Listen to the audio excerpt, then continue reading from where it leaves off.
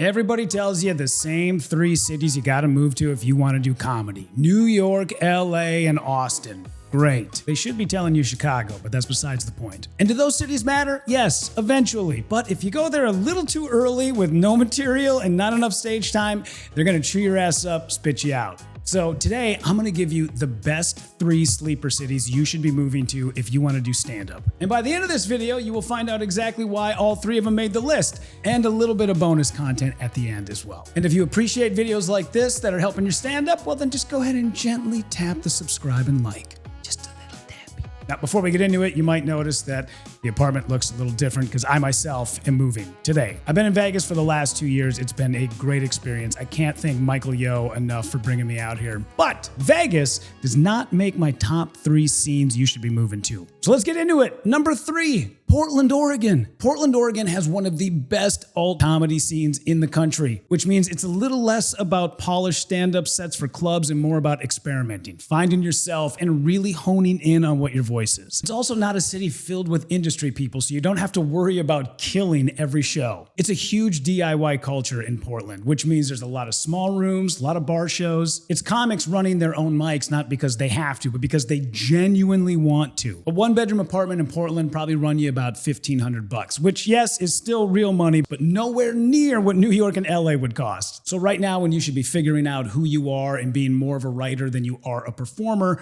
Portland will let you fail in front of some very forgiving rooms. I've done Portland Helium quite a few times, and every comic that comes through there from Portland that opens is just a killer. Plus, you got Seattle, Eugene, you got places around where you can go get some stage time. So seriously consider Portland, Oregon. That brings us to number 2, probably my favorite city ever. And I might be a little biased because it's where I started. Minneapolis, St. Paul. It's got one of the healthiest club scenes in America. Acme, House of Comedy, Laugh Camp, Comedy Corner Underground. Plus, Sisyphus Brewing does one of the best Thursday night open mics in the country. If you really hustle, you can get in 2 to 3 sets a night. And a small, nice apartment with all the amenities near downtown will cost you about $12.50 a month. If you want to save a few bucks, move out to the suburbs, but it's going to be a little harder to get into the city to do spots. Between light rails, buses, it's still somewhat of a small city, so Ubers are not that expensive. And the cost of living isn't crazy yet. Minneapolis, St. Paul gives you a little bit of room financially to breathe while you can still be working on comedy. Plus, just a couple hours north, you got Duluth, which for a small town, pretty damn good comedy scene. Now, before we get to the number 1 city you should think about moving to further your stand-up career, do me a favor, just hit subscribe or like or share this with somebody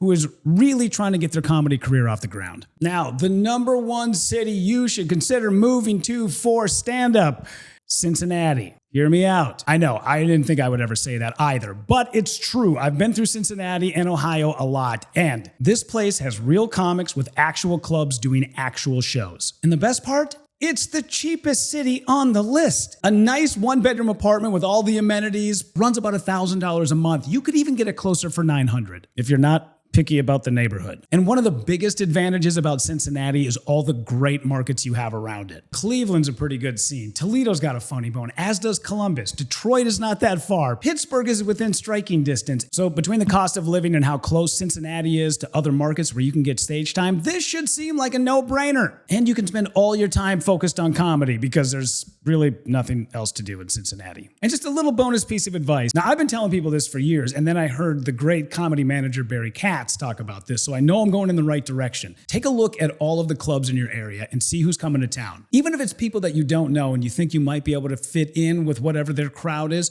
drop them a line and say, hey, I'm a comic. Do you mind if I feature for you? If you already bring your feature, do you mind if I host? If you already have both of those or the club's already booked it, do you mind if I stop in and do a guest spot? I know you're thinking you don't want to bother them. They don't mind. In fact, they're actually flattered by it. Also, if they say no, go to the show anyway. Introduce yourself, say, hi, I'm the person who shot you a line about doing a guest spot. Because you never know, maybe they just think, all right, well, this person's here. It's a late show now, Friday, 9:30. Everyone's going to tank. Hell with it, get on stage. But really, start reaching out to a lot of headliners. It makes a big difference, and they don't mind. So there you go. Portland for finding your voice, Minneapolis if you want some balance, and Cincinnati for the reps and to run away with comedy. And please remember that none of these cities are the actual destination. You are just using these places to help get you to the next level. Because yes, eventually, LA, New York, or Austin should be on your list of places you want to go. Then once you get your career to a place where you can finally start making money, feel free to move back to whatever you came from. And if you haven't yet, one of the best things you can do for comedy is to watch this video I did with Adam Bloom, one of my good friends and hopefully your new comedic mentor. Best of luck out there. Have fun. We'll see you.